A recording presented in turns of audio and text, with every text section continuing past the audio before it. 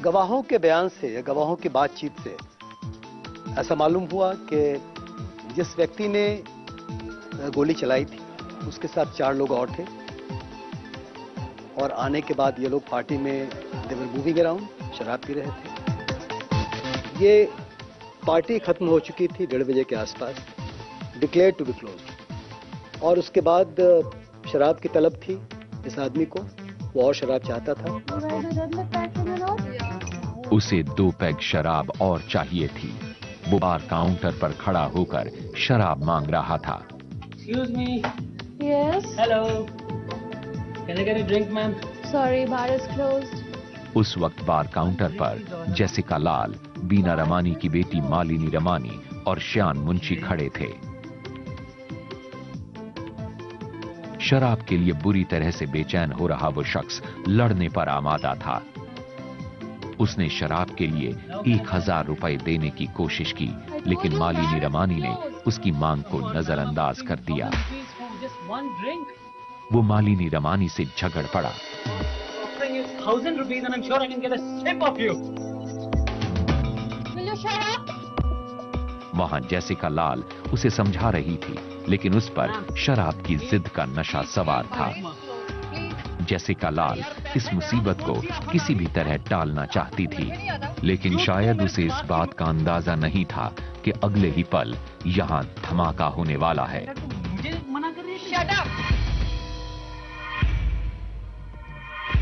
उस आदमी ने पिस्तौल निकाल ली थी। जेसिका लाल कुछ कहती इससे पहले ही उसने फायर कर दिया। पहला फायर सीलिंग पर लगा, लेकिन उसने फौरन दूसरी गोली भी चला दी। ये गोली जेसिका लाल की बाईं आंख के पास लगी। पार्टी में मौजूद हर कोई सन्न रह गया। चारों तरफ हड़कंप मच गया। इस बेहद हाई प्रोफाइल पार्टी में गोली चल गई थी, जिसका निशाना बनी मॉडल जेसिका लाल।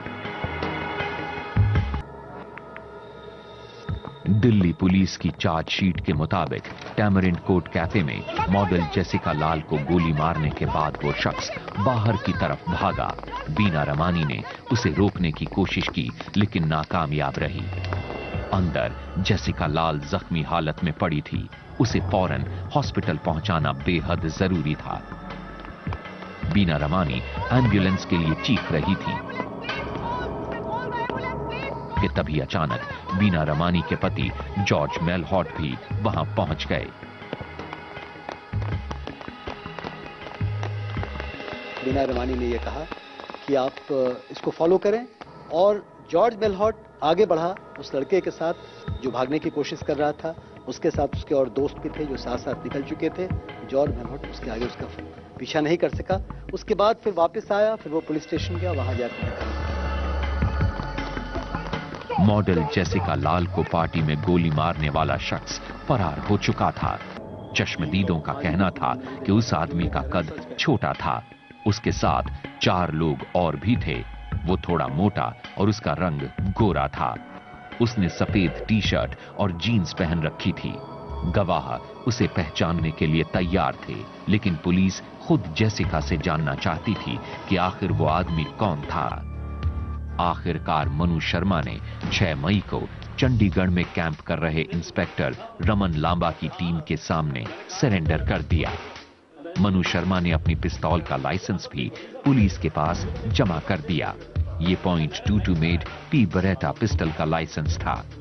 दिल्ली पुलिस को शक था कि मनु ने उस रात उसी गन से जेसिका को गोली मारी थी। मनु शर्मा की गिरफ्तारी के बाद पुलिस की इन्वेस्टिगेशन अगले पड़ाव पर पहुंच चुकी थी। डाटा सफारी मनु शर्मा की थी। चश्मदीदों ने गोली चलाने वाले जिस आदमी का हुलिया बयान किया था, वो भी मनु शर्मा से मिलता था।